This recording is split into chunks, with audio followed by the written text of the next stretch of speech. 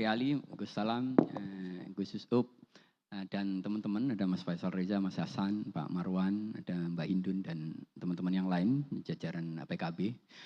Saya terima kasih diundang untuk diskusi dengan tema transformasi Nahdlatul Ulama ini. Karena saya kira ya tadi udah dijelaskan, udah disinggung oleh Mas Hanif Dzakiri, saya kira bahwa ya PKB itu anak kandungnya NU, bapak ibunya ya NU, deklaratornya semuanya Kiai NU. Cuma bahwa PKB ini anak udah dewasa dan disuruh di track yang berbeda, kan kemana gitu.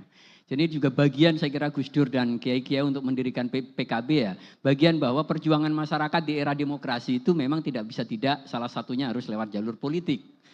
Dulu zaman Gus Dur di era Orde Baru perjuangannya hanya lewat masyarakat sipil. Gerakan masyarakat sipil karena praktis masyarakat tidak punya ruang.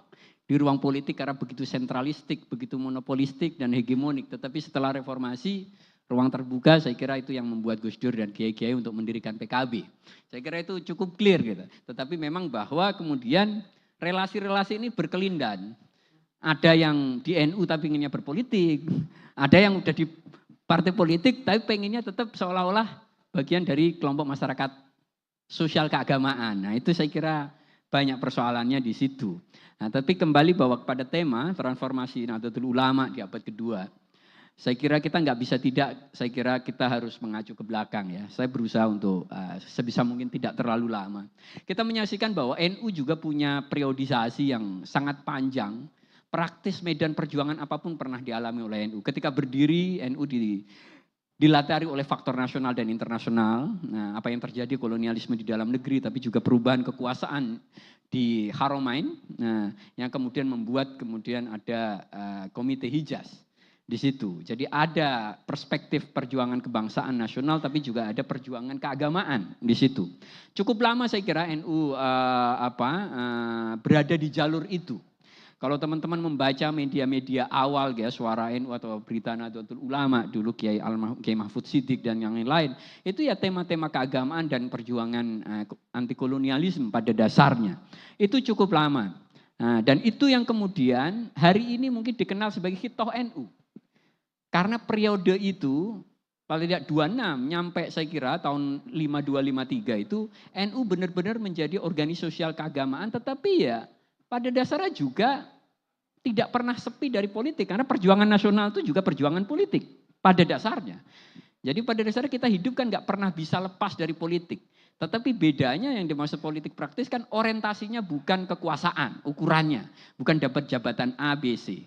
Nah kemudian 53 NU memutuskan menjadi partai sendiri keluar dari Masyumi. Nah di situ itu juga periode yang saya kira berbeda. Sebelumnya NU juga udah berpolitik di Majelis Islam Indonesia, pada dasarnya ada Kiai Wahid di situ, juga ada terlibat di Foxtrot. Tapi bukan atas nama NU, saya kira Bang Fakhri saya nanti bisa menjelaskan, MIAI pada dasarnya. Tapi ketika 53 NU menjadi partai, saya kira jelas bahwa HAP punya orientasi bahwa Indonesia baru merdeka, bahwa ruang politik memang harus dimanfaatkan. Mirip dengan Gus Dur, Indonesia sudah reformasi, sudah demokratis, ruang politik juga harus dimasuki. Nah sama dengan ketika Mbah Wahab ngajakin para kiai-kiai untuk bikin partai pada tahun 53. Nggak cukup hanya ada di Masyumi. Nah itu kemudian menjadi partai sekian lama dan dilihat perkembangan bahkan ketika Orde Lama, NU masuk pada jantung pergulatan politik Indonesia. Bagaimana NU berdiri di posisi di sampingnya Bung Karno, nyaris apapun yang terjadi. NU mendukung Bung Karno. Sampai kemudian pecah peristiwa 6566 dan kemudian ada konsolidasi politik di awal-awal Orde Baru, kemudian ada pemilu 71 dan NU masih jadi partai pemilu 71. Perolehan suaranya itu juga masih relatif sama dengan pemilu 55 di mana NU ikut pemilu pertama. 18% sekian. Nah, dan pemilu 71 partai NU juga masih 18, sekian. Partai kedua terbesar setelah Golkar. Karena dominan Golkar udah 60% lebih kalau nggak salah. Yang lain Parmusi, PNI udah kecil-kecil 5, sekian, 6, sekian. Yang lain di bawah 5. Artinya waktu muncul pertama Orde Baru, NU masih posisi sebagai partai dan dia menjadi partai kedua terbesar yang masih bisa men-challenge dominasi Golkar dengan motor birokrasi TNI Polri. Nah di situ. Tapi kemudian 2 tahun 3 tahun kemudian kita tahu ada perkembangan fusi partai dan kemudian menjadi P3. Jadi NU udah nggak punya partai dan itu mulai kelihatan bahwa NU memang tidak begitu bisa berperan di P3 sampai akhirnya memutuskan keluar kembali ke Hitoh. Berusaha kembali medan perjuangan di era 26 nyampe 53. Nah itu yang dikenal sebagai Hitoh. Tapi Hitoh juga bukan berarti bahwa NU benar-benar pada dasarnya anti politik. Tetapi bahwa dianggap bahwa medan perjuangan NU yang tepat dan tidak menimbulkan banyak konflik dan kontradiksi internal, itu di zaman ketika NU medan perjuangannya adalah perjuangan sosial keagamaan. Selain karena memang keterlibatan di politik ketika aktif di P3 juga tidak banyak berdampak, maka kemudian 84 kembali ke Hitoh. Nah, 84 nyampe 98 relatif dan ketika 99 ada reformasi juga, kemudian Gus Dur berpikiran untuk kembali menjadi partai. Tetapi pilihannya adalah bukan membuat NU menjadi partai tetapi membuat PKB. Saya kira ada cukup banyak kiai yang masih punya pikiran bahwa NU itu jadi partai. Saya waktu awal-awal, ya bukan awal-awal, saya masih diskusi dengan sejumlah kiai, saya nggak mau sebut namanya, di PBNU masih ada pikiran bahwa bahkan ini masa udah ada PKB. Masih ada kiai-kiai berpikir bahwa kalau NU kembali jadi partai seperti dulu itu bagaimana. Nah seperti itu. Karena apa? Kiai-kiai yang bergulat dengan isu-isu kemasyarakatan itu tidak bisa tidak kan pasti bersentuhan dengan politik. Dengan kekuasaan. Untuk memperjuangkan kebijakan A, kebijakan B, kan? Keputusan A, keputusan B. Dan NU sebagai bagian integral dari bangsa ini yang jumlahnya banyak sekali, juga berkepentingan arah Indonesia ini seperti apa. Nah dalam konteks sekarang saya kira di luar ya, nah konflik-konflik sekarang, yang konflik itu menurut saya juga karena paradigma politik masuk di dalam NU. Gitu. Ini sesuatu yang ya saya melihat ini sejarahnya NU nggak pernah lepas dari politik. Tetapi penggunaan paradigma ini harus berbeda. Nah saya melihat bahwa konflik kemarin itu juga karena ada paradigma politik yang masih sangat kuat. Saya kira yang diidap atau dipeluk, dianut oleh para pengurus PBNU. Sehingga muncul konflik, bukannya di PBNU, saya kira di level PWNU, di PCNU, konflik-konflik yang muncul itu kalau dilacak berasal dari paradigma politik praktis ini. Karena kalau paradigmanya enggak itu, enggak akan ada alasan untuk berebut dalam tanda kutip. Saya kira zaman kecil sama masih ada masa, orang jadi ketua MWCNU itu surung-surungan ibaratnya, sampean aja, nggak ada yang mau. Nggak ada yang mau, nggak ada leverage politiknya. Zaman Pak Harto, buru-buru kan dimusuhi malah gitu kan. Nggak ada untungnya. Tetapi karena sekarang ada leverage politiknya, dan kemudian paradigma politik praktis itu yang dipakai, akhirnya itu jadi rebutan. Nah ini memang menjadi persoalan. Nah dalam konteks NU yang memasuki tahap kedua, tentu itu jadi tantangan. Tentu itu menjadi tantangan. NU tantangannya sangat besar, jumlah warga NU berdasar survei 54-57% dari jumlah muslim Indonesia, artinya separuh lebih.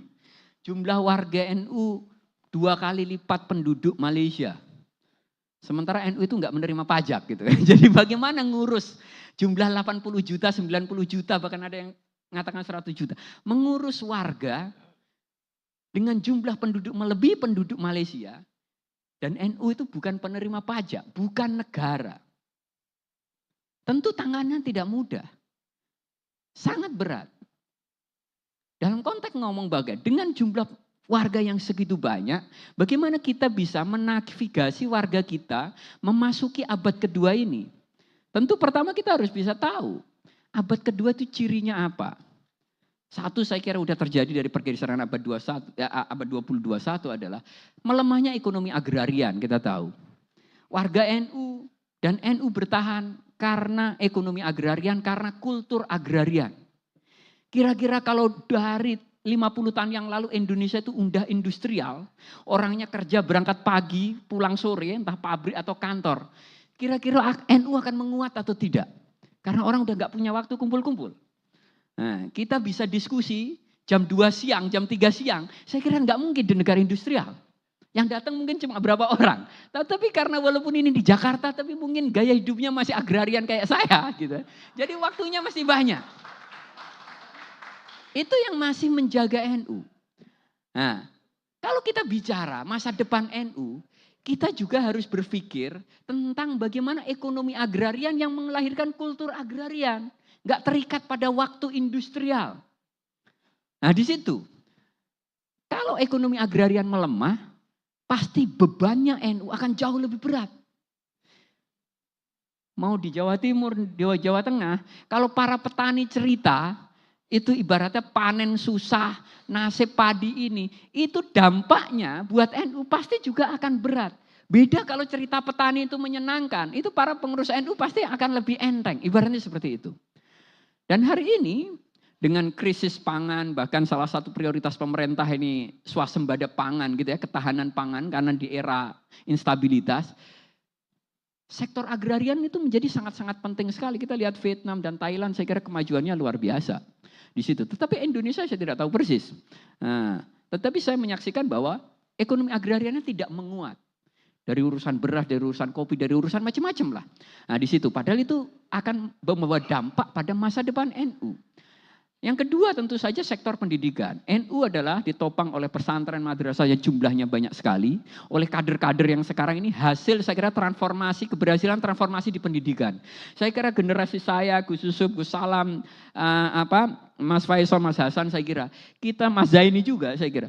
Kita ini lahir dari keberhasilan. Mobilitas yang tercipta karena keberhasilan pendidikan. Dan generasi yang saya kira sekolah pasca reformasi menikmati lebih dahsyat lagi. Karena udah menikmati ada beasiswa banyak sekali. Generasi NU yang kuliah di luar negeri pasca reformasi banyak sekali. Waktu era Orde Baru bisa dihitung dengan jari. Orang kayak Mas Hikam itu jumlahnya mungkin 1 dari sepersekian. Tetapi hari ini orang seperti Mas Hikam yang dokter dari luar negeri udah banyak sekali. Era reformasi artinya kebijakan pendidikan akan berdampak pada masa depan NU. Sejauh mana kaderisasi dan mobilitas vertikal di tubuh warga NU yang jumlahnya banyak itu akan sangat dipengaruhi oleh kebijakan pendidikan. Dan yang ketiga saya kira faktor bagaimana kemampuan berhasil mengadaptasi pada pergeseran dunia digital. Hari ini kita menghadapi sebuah perubahan yang luar biasa di dunia digital. Bukan hanya dalam konteks dunia kerja, tapi juga norma-norma. Generasi yang sudah terpapar dengan apapun yang ada di online akan cenderung dia lebih terbuka mengembangkan gagasan. Lebih jujur mengungkapkan pandangan, lebih egaliter juga. Saya tidak punya anak, tapi yang saya tahu dari teman-teman yang punya anak, anak-anaknya umumnya cenderung sama orang tuanya nggak seperti zaman saya pada bapak saya. Mereka pengen orang tuanya jadi teman, bisa mendebat, bisa ngeyel, bisa mengajukan argumen. Nggak bisa lagi anak dituntut untuk tunduk dan ngikuti orang tuanya samina wa atokna. Saya kira hari ini di NU juga nggak bisa mengandekan bahwa PBNU dipimpin oleh sebuah figur karismatik kebapakan yang kemudian dibawanya samina wa atokna. Krisis yang terjadi di PBNU kemarin, saya kira berangkat dari andean yang tidak sesuai zaman karena mengandekan warga kita itu memang harus samina wa atokna pada kiai. Problemnya yang sekarang adalah samina wa atokna mungkin pada kiainya tapi bukan kiainya orang lain. Nah dari kiai saya, kiaiku, kiaimu nantinya. Orang punya kiai masing-masing. Yang mondok di Lirboyo ngikutin Lirboyo, tapi yang mondok di yang lain ngikuti kiainya yang lain. Karena NU apalagi karakteristiknya konfederasi pada dasarnya dari dulu. NU apa-apa dibicarakan, karakteristiknya konfederasi. Hari ini Gus Yahya berusaha membuat NU lebih koheren dalam bahasa Gus Yahya, mencoba lebih tertib sehingga enggak konfederatif. Tetapi saya menyaksikan tantangannya sangat besar. Kultur NU yang konfederatif itu susah untuk ditertibkan menjadi lebih sentralistik. Artinya juga pola organisasi itu akan sangat mempengaruhi. Organisasi yang didesain tidak sesuai kultur masyarakatnya juga punya potensial gagal. Walaupun kita nggak bisa terima begitu saja kultur kita yang dianggap tidak sesuai zaman lagi. Artinya ada dialektika. Jadi kita memang harus menimbang terus di situ. Nah yang keempat saya kira di luar digital, yang terakhir yang saya ingat soal otoritas. Hari ini banyak orang memperbincangkan dengan konflik, kira-kira otoritas PBNU sekarang gimana? Ada banyak gagasan. Misal, voting mungkin dihapus saja. Ketua Umum Roy Isam dipilih oleh Ahwa, misalnya gitu. Dikembalikan ke otoritas yang kiai sepuh. Tapi buat saya pribadi, saya tidak sepenuhnya merasa cocok karena itu tidak sesuai dengan generasi hari ini. itu mengandekan bahwa anak-anak sampean itu samina wa ta'na pada sampean. Sampean pikir sendiri tuh anak-anak umur SMP kira-kira samina wa ta'na atau SMA atau kuliah. Saya nggak melihat itu di banyak. Di banyak bahkan anak-anaknya kiai sendiri. Itu aja posisinya udah dia butuh basis yang rasional. Selain otoritas yang berangkat dari kredibilitas moral. Orang bisa dipercaya secara moral, tetapi hari ini dia butuh dasar rasional atas keputusan. Kalau enggak, nanti saya khawatir banyak generasi umur mahasiswa yang mungkin kembali tidak mau ber-NU. Walaupun saya pribadi kadang guyon, NU itu udah kebanyakan anggotanya. Jadi kalau turun dikit juga enggak masalah gitu. Karena yang sekarang aja ngurusnya susah. Gitu loh. Sekarang aja ngurusnya susah. Gitu. Separuh penduduk muslim kalau ditanya, saya sebagai ketua umum PBNU apa yang sudah saya berikan kepada 90 juta orang NU? Saya nggak bisa jawab. Kecuali mungkin NU online yang bisa diikuti, itu aja. Saya nggak bisa jawab. Saya 30 tahun udah berkantor di PBNU, sejak Warta NU saya ikut gabung. 96 saya berkantor di PBNU pertama, kantornya masih kumuh, masih kusam, dengan hanya 2 lantai itu. Jadi saya juga berusaha di NU, saya nggak tipe kiai, dan saya bukan kiai, dan saya nggak bakat kiai, dan nggak mimpi jadi kiai. Saya membantu para kiai, gitu. Saya membantu kiai karena nasib di NU yang bukan kiai itu nasibnya akan lebih buruk daripada yang kiai, gitu kan. Jadi kalau Gus Salam, Gus Yusuf kan nasibnya udah kiai. Nah, berbeda sama warga NU yang nasibnya bukan kiai. Nah, saya mencoba mengambil posisi bahwa mewakili kepentingan warga NU yang bukan kiai ini. Nah, di situ. Yang tugasnya membantu kiai. Nah, dan 30 tahun saya menyaksikan dari era Gus Dur gitu kan, era Kiai Hasyim, era Kiai Said gitu, nyampe era Gus Yahya saya menyaksikan rapat, kalau kiai rapat gimana, ketika rapat full atau cuma separuhnya quorum atau enggak, pakai aturan quoruman itu banyak enggak quorum itu rapat kiai zaman dulu itu. Enggak quorum itu, enggak sah semua itu kalau mau tertib-tertiban organisasi. Sama itu kemarin kan yang dikaret-teker. Karena masanya sudah habis harusnya dikaret-teker. Kan? Sama kayak gubernur, wali kota, bupati kalau masanya habis PLT. Nah Gus Yahya pengen latihan tertib seperti itu biar karena generasi baru. Tetapi ya memang harus gradual saya kira gitu. Kiai NU walaupun masanya habis dikaret-teker ya merasa dipecat. Ya enggak Mas Hasan? Walaupun memang masanya habis. Kalau bupati masanya selesai ya selesai oleh PLT. Tapi Kiai NU karena PBNU-nya juga molor-molor itu biasa. Jadi mau gimana? Kita mau tertib. Artinya kita ini semua baru belajar untuk tertib. Gitu loh. Pertanyaannya kira-kira tertib ini kira-kira akan bagus untuk karakter NU ini atau tidak? Gus Yahya meyakini bahwa itu pilihan yang wajib diambil. Harganya bisa kita lihat, tetapi ada banyak sekali tantangan, tetapi yang jelas bahwa belum lagi tantangan konteks internasional. NU, saya tidak mau mengecilkan, tetapi syukur dengan sebagai organisasi Islam terbesar di dunia, saya kira leverage NU di dunia internasional belum sesuai statusnya sebagai organisasi Islam terbesar di dunia. Dan tidak gampang untuk menaikkan leverage NU di dunia internasional. Gus Yahya punya mimpi itu, saya tidak gampang. Saya selalu mengingatkan, satu, dulu Bung Karno yang punya leverage internasional konteks Indonesia. Tetapi NU bukan negara. NU cuma ormas. Seluruh negara Arab yang mewakili Muslim Arab diwakili oleh negara, oleh raja. Dia negara. Dia punya perwakilan di PBB, dia punya ini. Yang kedua, NU secara ekonomi lemah. Kita nggak bisa hadir secara finansial di dunia internasional. Sekarang Indonesia gabung Board of Peace, iuran 17 triliun, rakyatnya banyak yang komplain gitu kan karena kita sendiri butuh.